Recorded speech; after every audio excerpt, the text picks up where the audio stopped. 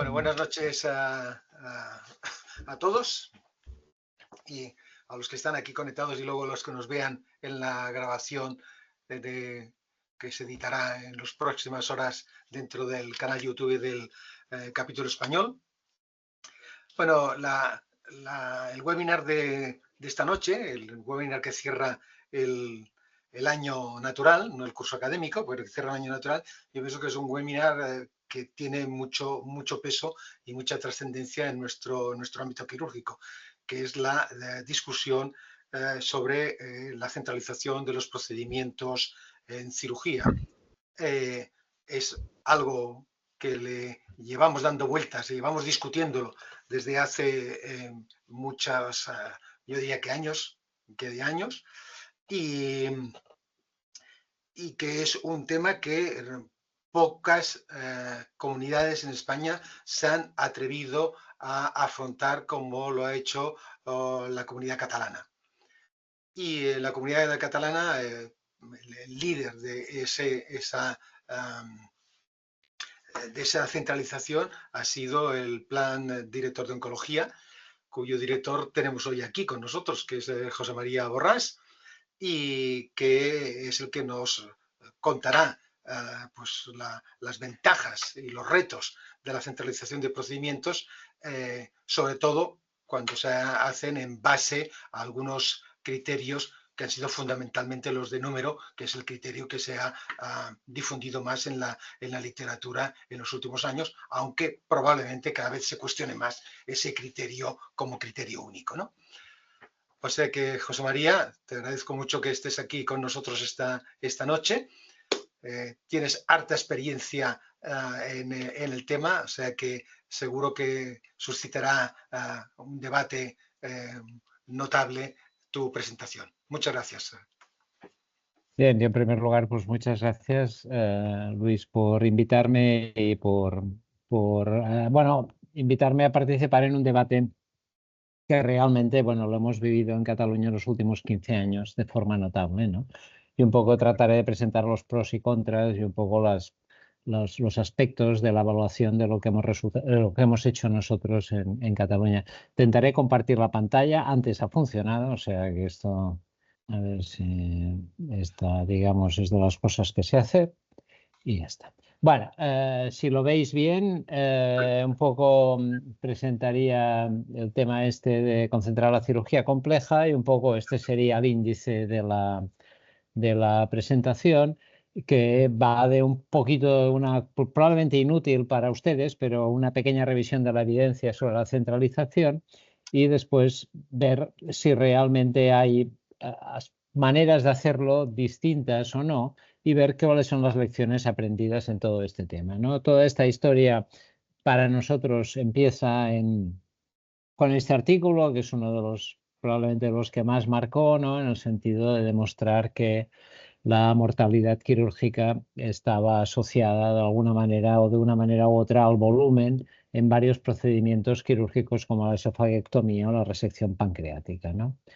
De alguna manera también cuando se ha intentado discutir esto y se ha centralizado en algunos aspectos al cabo de unos años, también se vio que había una mejora en términos de la mortalidad ajustada para bastantes procedimientos como la esofagiectomía o la pancreatectomía, pero incluso para la resección pulmonar, ¿no?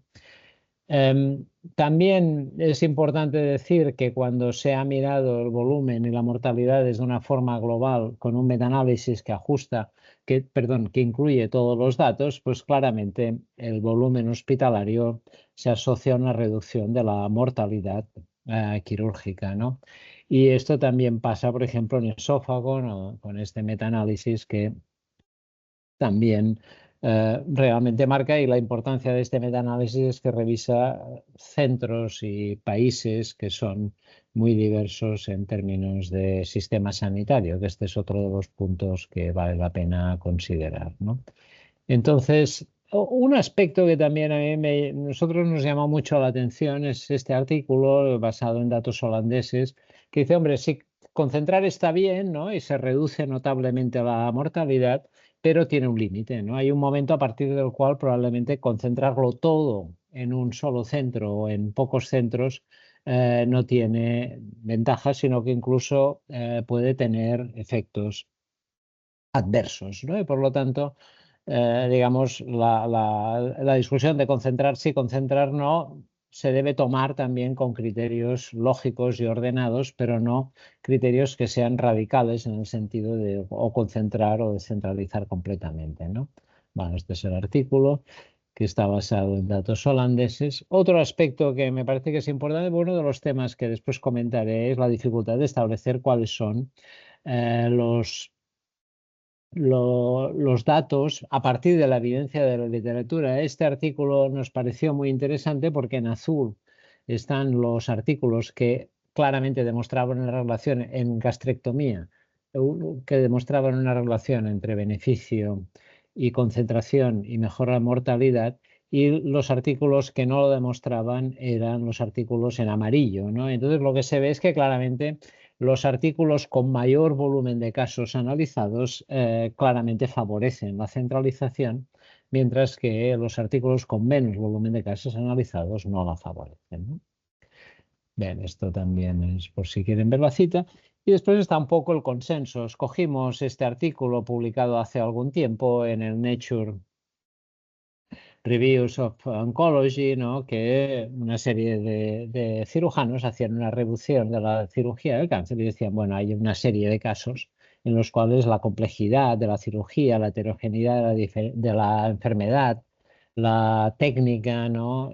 Probablemente mayor número de casos se asocia a mejores resultados, y ponían esta lista, ¿no? Que recoge un poco algunos de los ejemplos que hemos comentado hasta ahora, ¿no? Por lo tanto, perdón, parece que hasta aquí, en fin, esto está claro, ¿no? Y de que tendríamos que centralizarlo, y sin embargo continuamos discutiendo esto, ¿no? Continuamos discutiendo este tema, ¿no? ¿Por qué? Porque ya hay algunos motivos que son perfectamente lógicos para continuar discutiéndolo, ¿no? Primero, todos los estudios que les he mostrado son observacionales, por lo tanto tienen un riesgo de sesgo.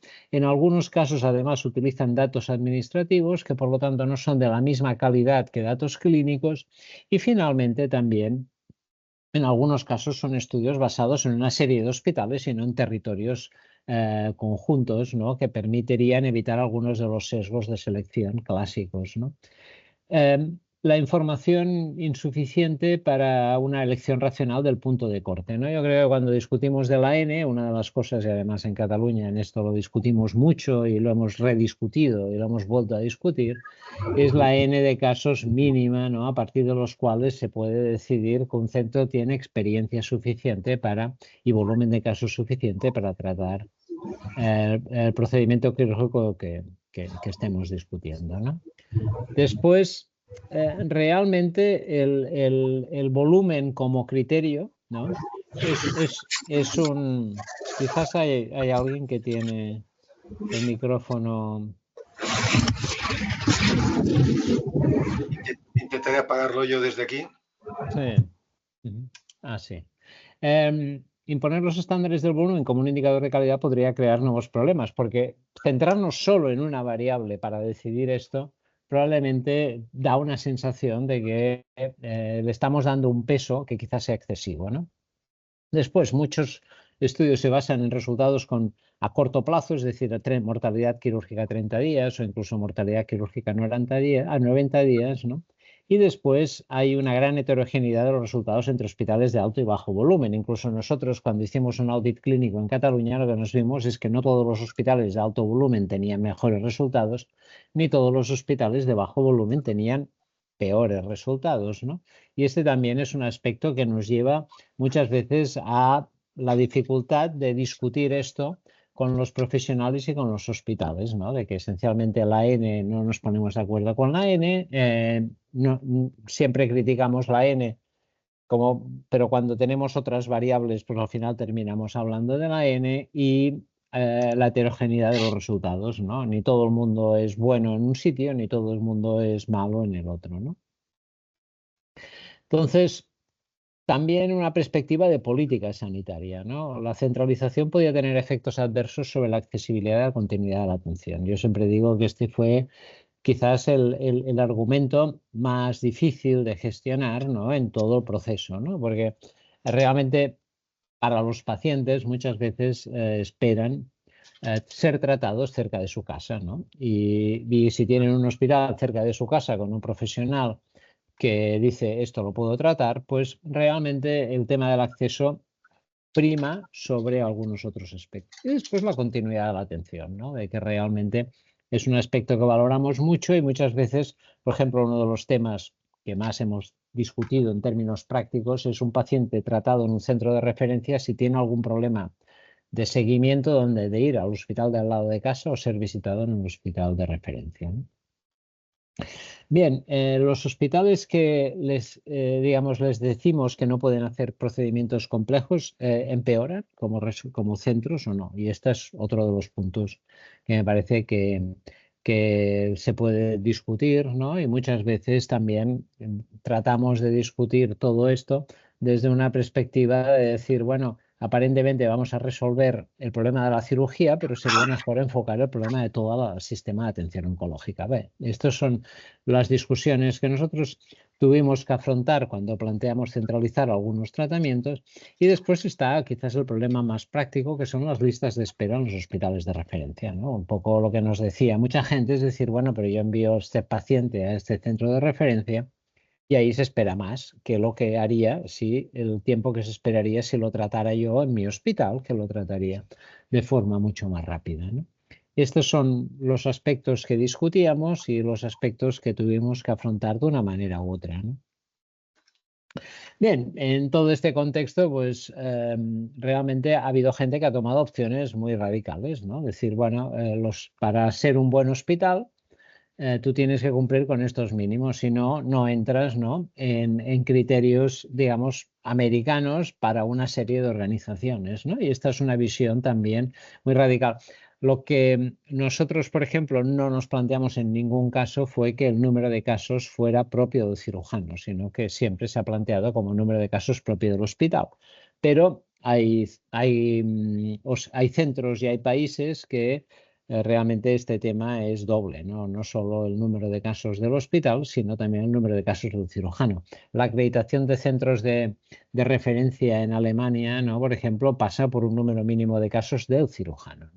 Y esto también conlleva otro tipo de discusiones en las cuales yo no entraré porque ya digo, a nosotros nos parecía que era inviable en términos prácticos porque muchos hospitales de referencia son además hospitales docentes, con lo cual el tema de la responsabilidad del cirujano también y la formación son aspectos que se deben valorar.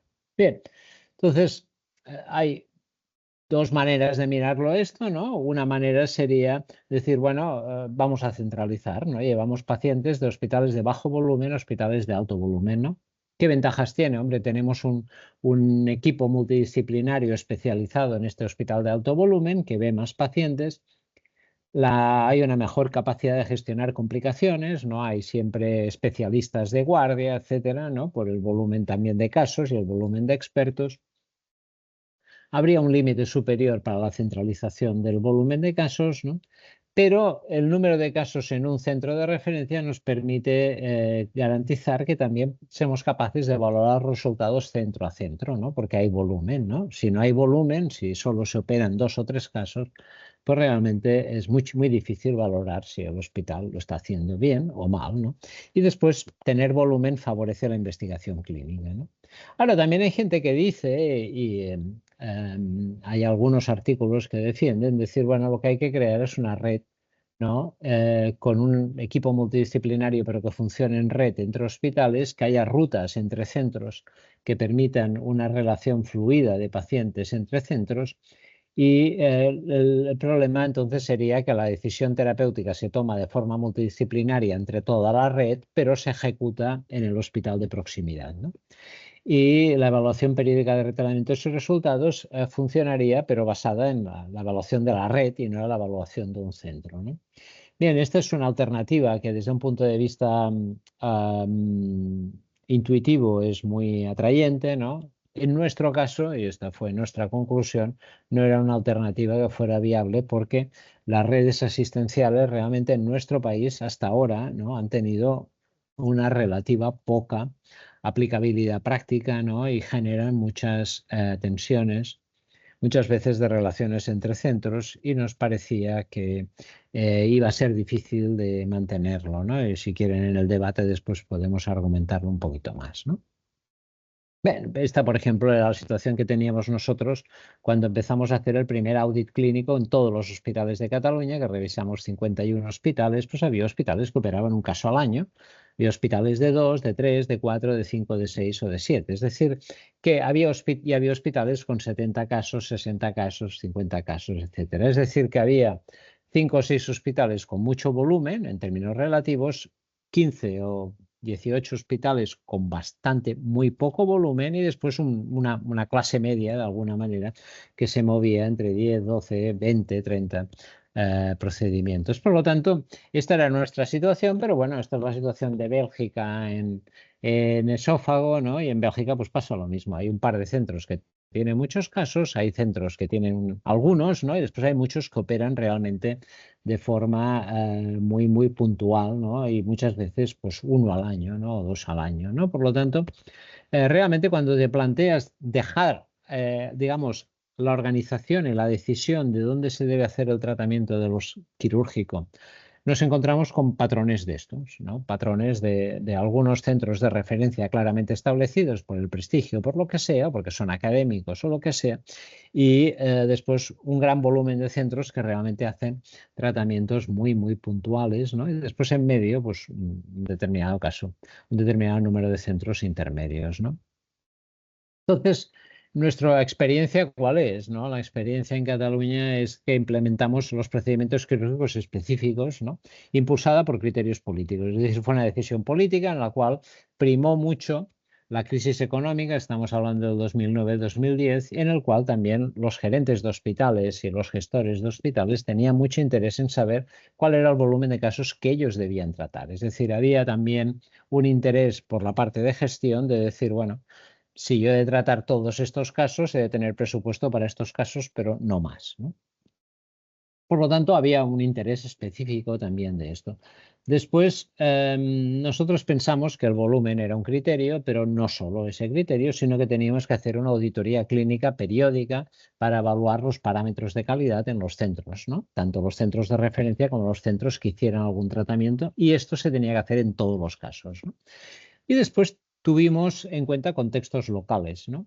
Para el tema de proceso y para el tema de resultados. Es decir, cuando tú ves los centros y vives aquí y trabajas en el sistema sanitario catalán, pues había algunos centros que realmente chirriaban en el planteamiento y por aspectos de contexto local, ¿no? Después, la evaluación de resultados era factible a nivel de los hospitales gracias a la centralización. Había, yo creo que hubo una cierta discusión a nivel político, ¿no?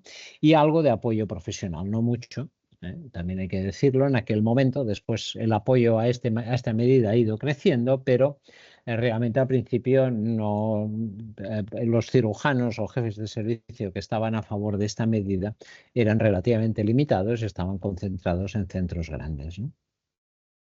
Además que todo el mundo lo vio como una injerencia, digamos, por parte de la gestión en términos profesionales. Bueno, ahora, el otro hecho es que cuando nosotros aplicamos la centralización en datos como mortalidad quirúrgica a los 30 días o a los 90 días, ¿no? La mortalidad quirúrgica a los 30 días bajó espectacularmente de forma significativa, ¿no?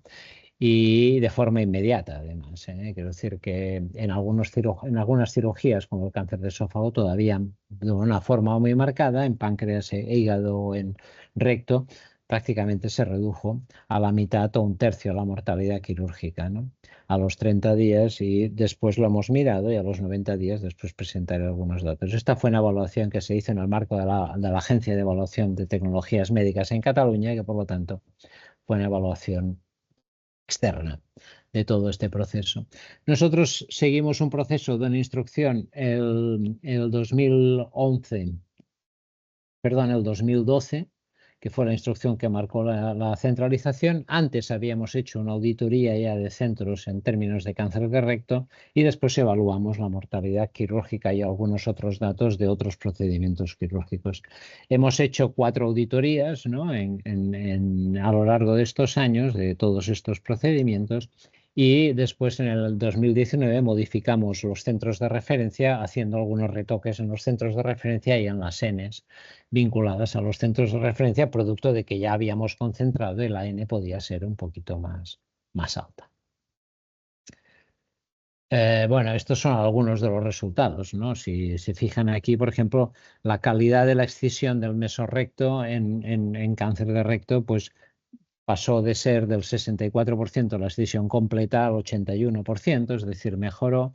Los márgenes también mejoraron, ¿no? Y los números de nodos examinados pues también se han incrementado significativamente, ¿no? Y esto lo hemos puesto simplemente como un modelo del audit y del grado de detalle del audit en el cual hemos realizado, ¿no? También más importante quizás, la mortalidad quirúrgica al mes o a los 3 meses pues bajó de forma espectacular con el inicio de la centralización, es decir, ya en el 2011-2012 vimos una reducción espectacular respecto a la auditoría inicial, que después se confirmó, ¿no? Y esta reducción obviamente tiene un impacto porque es directamente quirúrgica, ¿no? Al año y a los 2 años la reducción ha existido, pero ha sido menor en términos relativos, ¿no? Porque se implica también aspectos de metástasis, etcétera. Bien, esto es simplemente la manera de representarlo con seguimientos hasta 4 años, ¿no? En rojo se ve la primera auditoría que hicimos y después las auditorías posteriores a la centralización, ¿no? En verde fue la primera post-centralización y después ha mejorado también de forma significativa en el 2015-2016 y 2019-2020 y probablemente hemos llegado al tope, ¿no? Esto es supervivencia global ajustada por edad, sexo, el estadio, el ASA y el volumen de casos del centro, es decir, que está ajustado por las variables relevantes, ¿no? Otro aspecto que hemos hablado recientemente es también la discusión multidisciplinar de los casos, ¿no? Y lo hemos publicado recientemente, que primero la participación del caso en una discusión multidisciplinar incrementa a lo largo de las auditorías, ¿no? Pero lo que es más importante es que ajustado por edad, por estadio y por ASA y el grado del hospital, hay una mejor probabilidad de supervivencia si se participa en la discusión multidisciplinaria que si no, ¿no? Entonces sí que nos parece también relevante decir que aspectos organizativos han mejorado además de la centralización, no centralización, y que esto también tiene repercusiones sobre el contrato, ¿no? Esto es simplemente para ver, por ejemplo, el volumen de casos de otro tipo estos serían casos de páncreas, ¿no? Hay un hospital que claramente tiene el mayor volumen en Cataluña, otros hospitales que van detrás, ¿no? Y estos son todos los hospitales que ahora la cirugía de cáncer de páncreas está concentrada en Cataluña, ¿no? Como ven, el volumen pues se mueve en torno a 20, 22, 23 hasta 70 casos, ¿no? Según centros, ¿no? Y después también en estos criterios de la auditoría clínica, estos son los centros de referencia, pues podemos llegar al nivel de un grado de detalle a partir de las variables discutidas con los clínicos y después que les retornamos a los clínicos, ¿no? Por ejemplo, esto, el fallo de rescate a los 90 días, la mortalidad a los 90 días, que como ven es diferente entre centros y esto tenemos este tipo de debate con los clínicos, ¿no? Después para tratar de explicar cuáles pueden ser las razones de esta variabilidad, ¿no? Pero estos son tipos de resultados que solo te permiten evaluarlos si está centralizado el tratamiento, ¿no? Esto es la población de Cataluña. Uno de los problemas de la centralización en Cataluña es que el número de hospitales que se centralizan los tratamientos, pues mayoritariamente está concentrado en Barcelona, ¿no? Que es un poco, obviamente, este entorno metropolitano, ¿no? Tarragona y Lleida tienen un volumen de población de en torno a 800.000 habitantes y Lleida en torno a unos 300.000, ¿no? Y además una población también muy rural en el Pirineo, ¿no? También es uno de los problemas que nos ha llevado algunas veces a reconocer centros de referencia, no tanto por el volumen, sino por la distancia o dimensión poblacional, ¿no? Nos preocupó también el tema de la distancia, ¿no? Porque esta es una de las críticas que se nos hacía, ¿no? Decir, bueno, pues el paciente tarda en llegar y entonces el riesgo de que el resultado empeore. Con el Instituto Cartográfico de Cataluña hicimos un estudio de las distancias entre los centros caso a caso para cáncer de páncreas y cáncer de recto, ¿no? Y el resultado es que realmente la distancia no marca, no tiene ningún efecto. De hecho, ni la distancia en el univariante ni en el multivariante era significativa, ¿no? Lo que sí que es relevante para explicar el pronóstico del paciente es obviamente el estadio y después también es muy relevante la situación socioeconómica del paciente, ¿no? O sea, ser pobre en realidad reduce la probabilidad de supervivencia una vez ajustas por el estadio y por toda una serie de resultados clínicos que valorábamos como calidad del tratamiento, ¿no? Y que eran una serie de indicadores que trabajamos con los clínicos para definirlos, ¿no? Por lo tanto, la distancia no afecta al resultado, ¿no? Clínico, y en esto también nos parecía que era relevante analizarlo y valorarlo, ¿no? Ahora, obviamente, todo esto que hemos hecho ha tenido una repercusión. Aquí tienen el número de centros que realizaban cirugía de cáncer de esófago en el 2012, ¿no? Después de la instrucción se centralizaron en nueve centros, solo uno fuera de Barcelona, ¿no? Y después de revisar la instrucción, por ejemplo, en cáncer de esófago, pues nos hemos quedado con 5, ¿no? Y esto no es fácil, también hay que decirlo. Aunque el cáncer de esófago no ha cambiado. Aquí tienen los números de mínimos de la instrucción última, ¿no? En esófago 11, en estómago 11. En páncreas 11, en metástasis hepáticas 25, en recto 18, 50 en pulmón, en 50 en sistema nervioso central y 11 en cáncer de ovario, ¿no? Esta sería un poco la conclusión final, ¿no? Ahora, a mí sí que me gustaría para enfocar, digamos, la parte final de mi intervención, decir que, hombre, esto es un cambio muy importante en el sistema sanitario catalán y que ha servido de modelo para otras patologías. Yo siempre digo que el cáncer, para suerte y para desgracia, es como un laboratorio del sistema sanitario porque muchas cosas pasan en cáncer antes que en otras patologías, ¿no? Después se han hecho centralizaciones de aspectos de neurología o de aspectos de cardiología o cirugías cardíacas, etcétera, ¿no?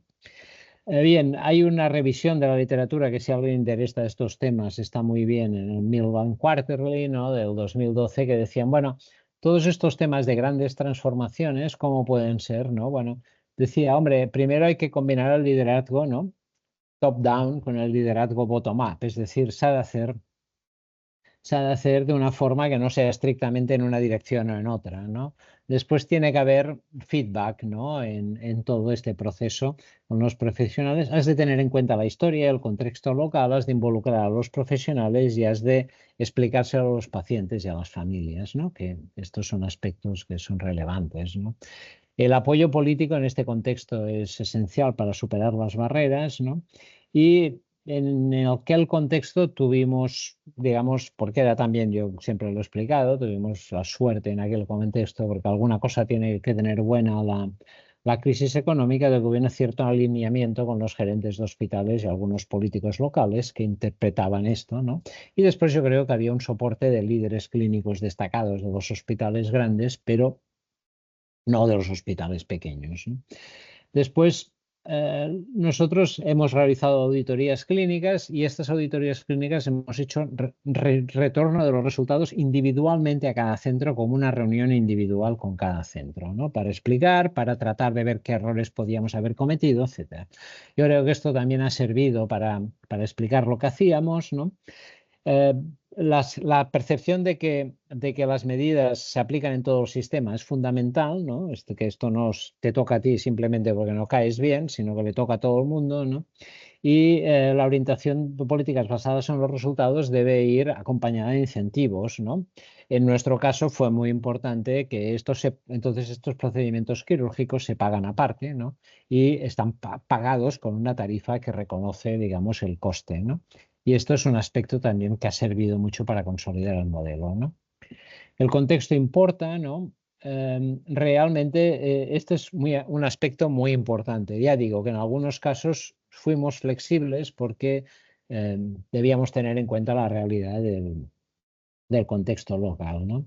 Ahora bien, por mucho que involucres, por mucho que discutas, por mucho que tengas en cuenta el contexto, es difícil evitar la idea de ganadores y perdedores. Y esto es un problema que hemos tenido, que creo que con los años se ha ido suavizando, pero que no deja de ser relevante, ¿no? Y que, sinceramente, creo que es difícil evitarlo, pero es un aspecto que me parece que es relevante también decirlo, ¿no?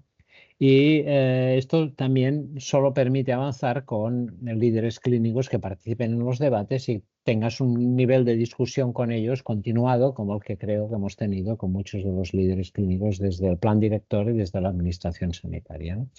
Y después el tema del equilibrio geográfico, ¿no? Que este ha sido uno de los aspectos que en algunos tumores hemos tenido en cuenta para facilitar el acceso y para poder involucrar a los pacientes. Es decir, yo creo que hay un contexto y hay una serie de medidas y hay una serie de criterios que permiten ayudar a implementar este tipo de cambios, pero nunca es fácil, ¿no? Y empezar es lo difícil, ¿eh? Entonces, sí que para terminar, me parece que más o menos estoy en la media hora que me habían pedido. No todos los hospitales deberían tratar a todos los pacientes con cáncer. Ahora, los criterios para aplicar esta política deben tener en cuenta el contexto, es decir, aquí no hay una receta que sirva para todo, ¿no? La cantidad es importante, pero también la calidad, ¿no? Es importante evitar centrarse exclusivamente en métricas de Ns, ¿no? Porque realmente tiene un efecto hasta cierto punto perverso, ¿no? La auditoría clínica con participación profesional y con discusión con los profesionales sobre el tipo de variables que recogemos, etcétera, me parece que es una manera de relacionarnos entre profesionales de la administración y profesionales de los hospitales, ¿no? Y todo esto implica reconfigurar los proveedores de la atención sanitaria, ¿no? Y esto es muy importante, aunque solo toques la cirugía, estás cambiando más cosas. Y esto es importante darse cuenta, ¿no? Porque estamos discutiendo yo qué sé, en aquella época discutíamos del número de cirujanos que podían hacer el MIR en el hospital, en fin, toda una serie de cosas que afectan, ¿no? Y después se requiere una perspectiva política y profesional, ¿no? Que garantice la credibilidad y sobre todo la sostenibilidad de la reforma, como en nuestro caso yo creo que ha existido, ¿no? Y me parece que esto también es relevante, ¿no? Y con esto termino y si les parece, pues estoy a su disposición para preguntas o cuestiones. Salgo de aquí. Vale, sí, sí, sale la presentación, si quieres. Bueno, muchas gracias, José María, por tu presentación, que algunos de los que estamos aquí evidentemente más o menos conocíamos porque la habíamos visto en algunas otras partes y porque además hemos participado en muchos momentos de la discusión de algunos de los aspectos que se han presentado aquí. Eh, como veis, fue una apuesta bueno, que tuvo muchos motivos para ponerse en marcha, como bien ha expresado, pero fue una apuesta que se hizo pues, prácticamente con la primera instrucción hace 12 años en Cataluña y de la cual aún sigue habiendo gente pues no del todo feliz, digamos así, ¿no? Por lo que ha comentado él de que en algunos momentos pues, ha vivido como ganadores y perdedores, pero que desde el punto de vista científico yo pienso que no tiene mucha discusión. ¿Alguno de los que estáis conectados queréis hacer algún comentario o alguna pregunta?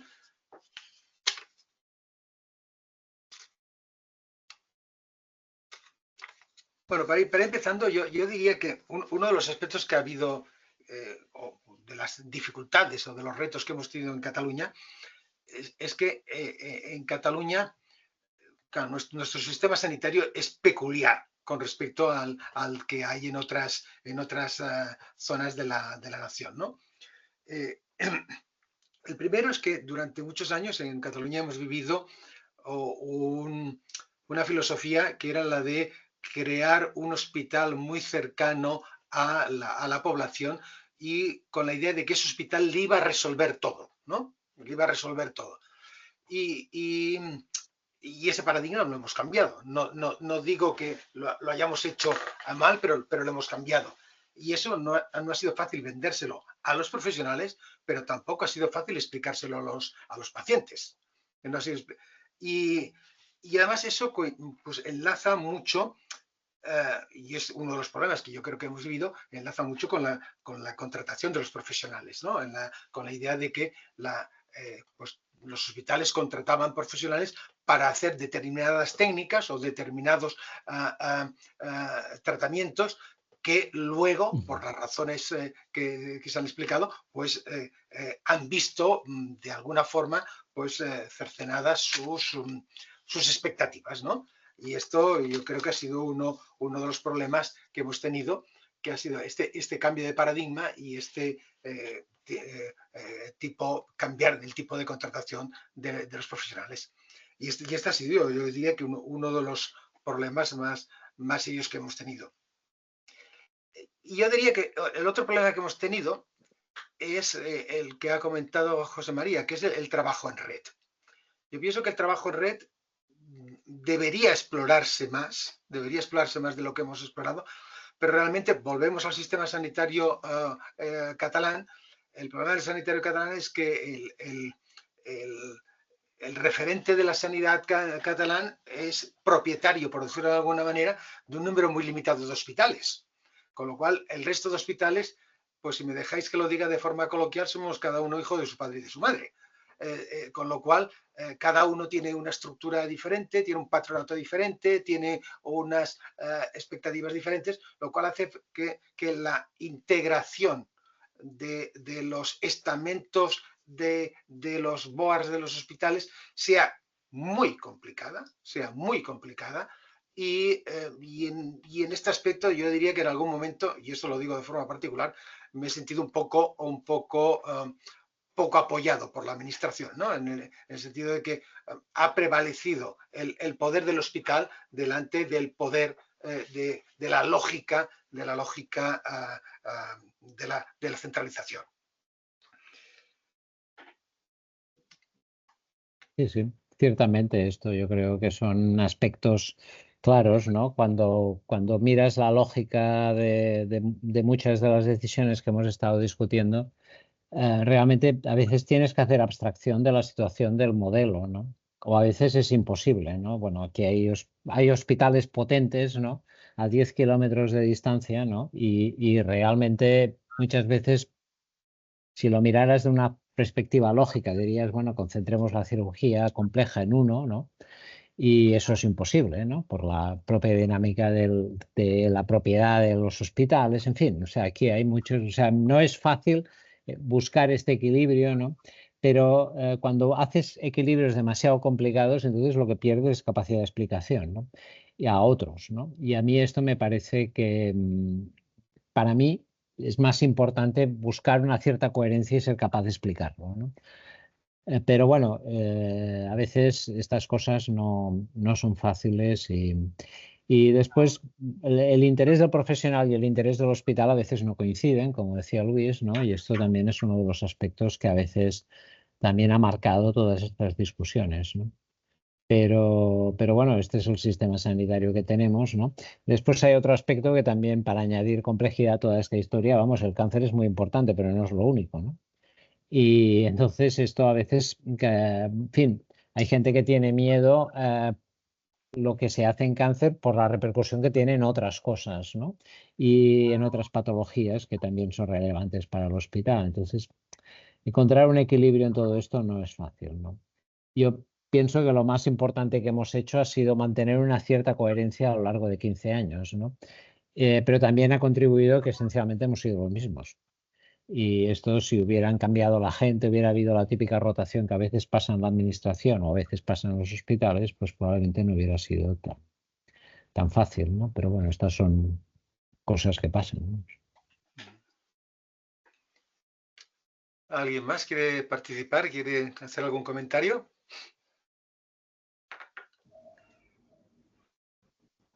A mí otra cosa que me gustaría, si no hay... Fernando, ¿querías alguna cosa?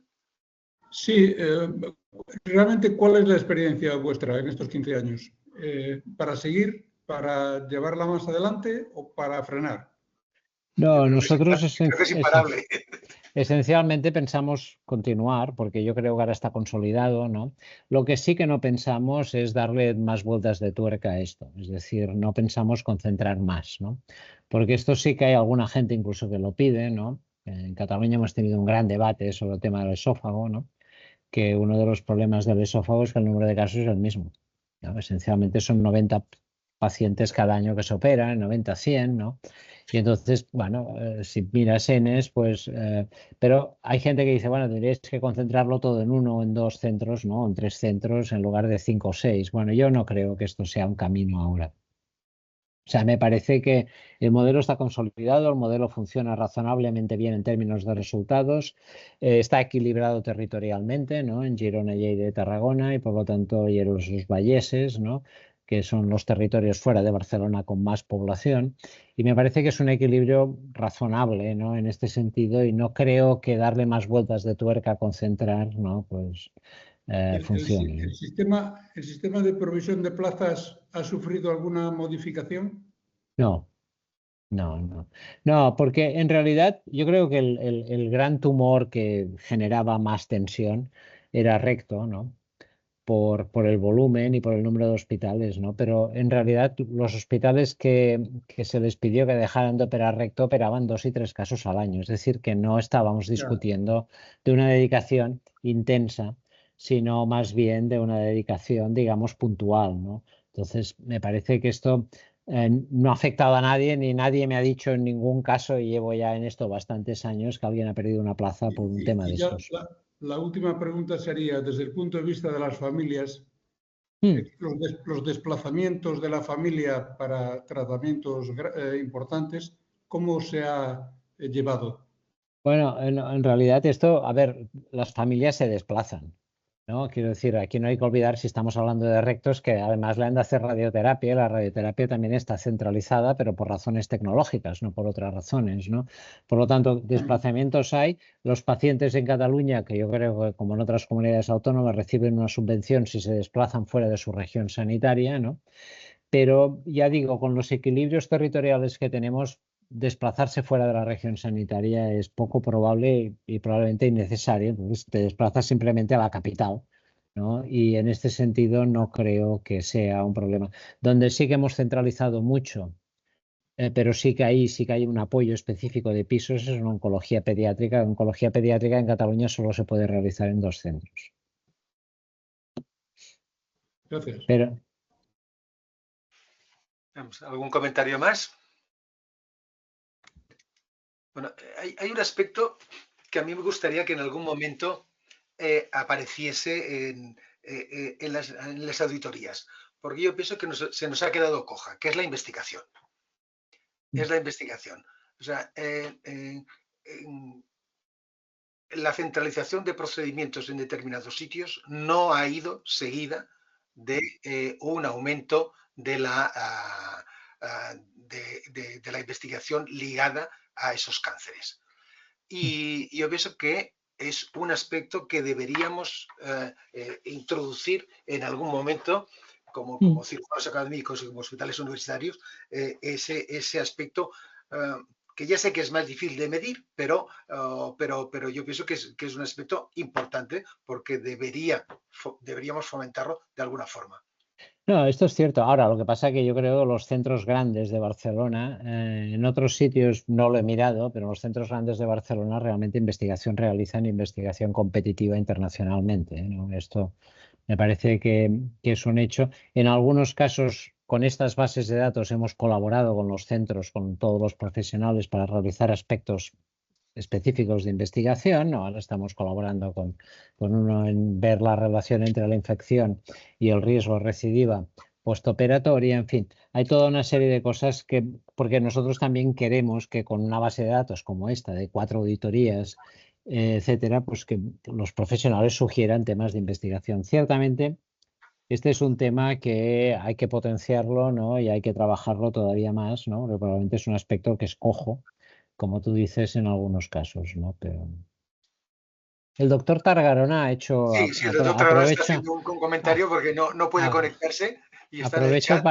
para saludarlo porque hace tiempo que no lo veo, pero realmente, ¿por qué no se ha exportado esto a otros sitios de España? Bueno, no soy probablemente yo el más indicado aunque estos criterios fueron incluidos en los estándares y recomendaciones de organización de la atención oncológica del Ministerio y han sido incluidos también en la estrategia contra el cáncer, ¿no?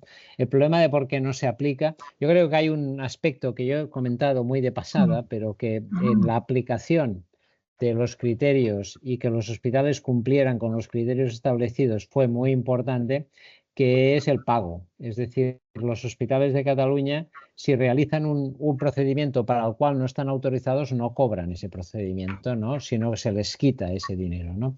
Lo cual fue un incentivo importante para los gerentes para cumplir con la instrucción del sistema sanitario de Cataluña, ¿no?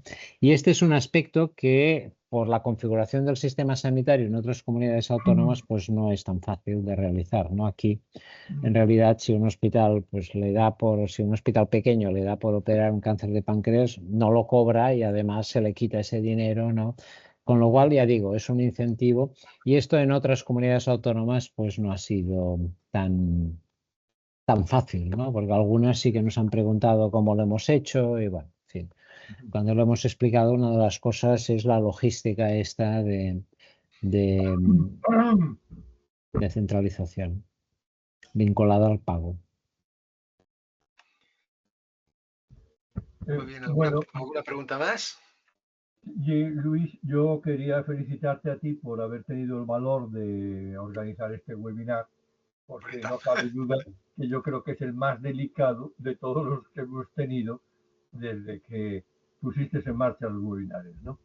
Y felicitar a José María Borrás porque su exposición ha sido impecable y además ha puesto de relieve como efectivamente en Cataluña se lleva una ventaja en este tema, claro, ¿no? Porque ya son muchos años, varias auditorías y ya resultados concretos y tal.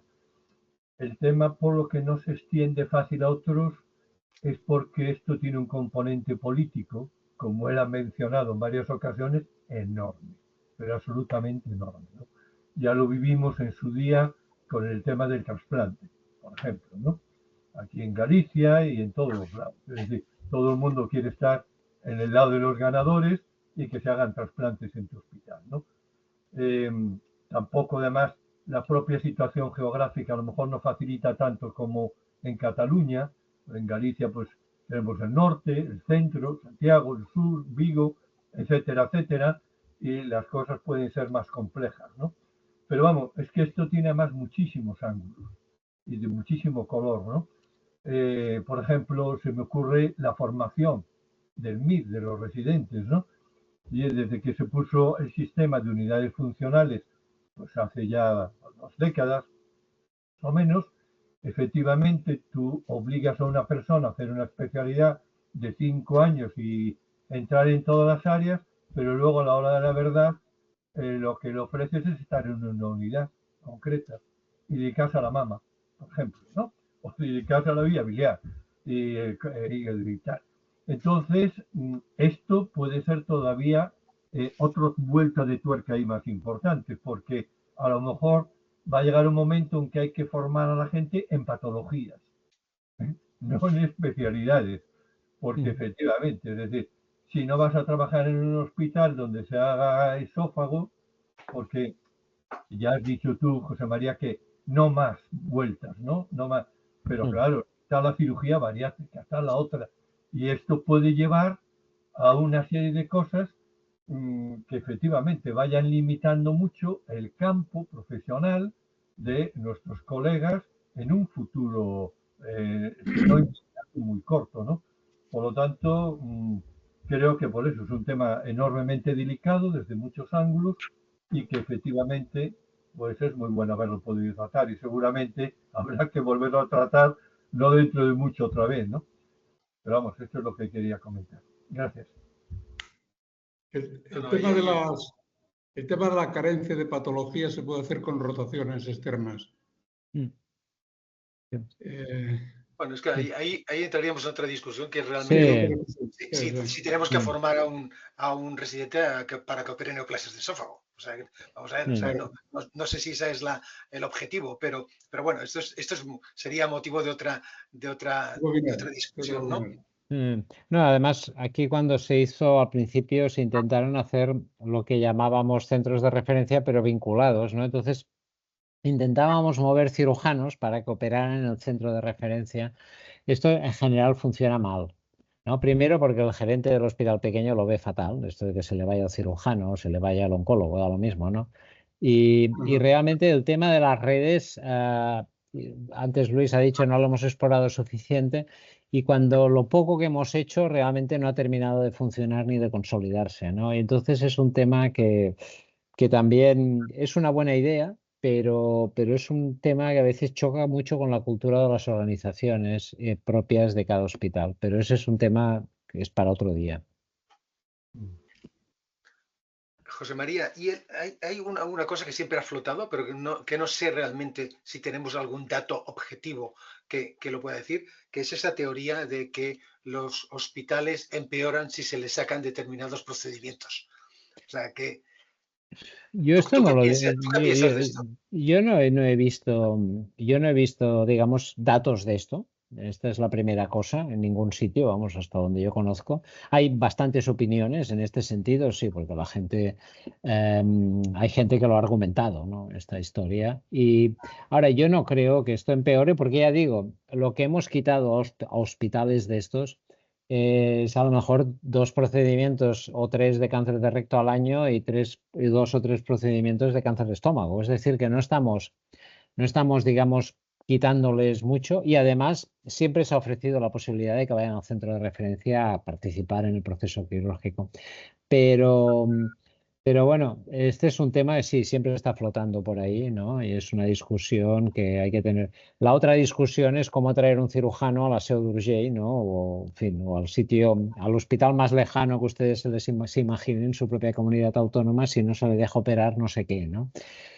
Y esta es otra de las discusiones que hay en todo esto, ¿no? En la práctica, no, yo creo que no ha pasado en ningún caso de que no haya cirujanos que hayan ido a operar estos sitios, pero esta es la otra discusión que funciona, ¿no?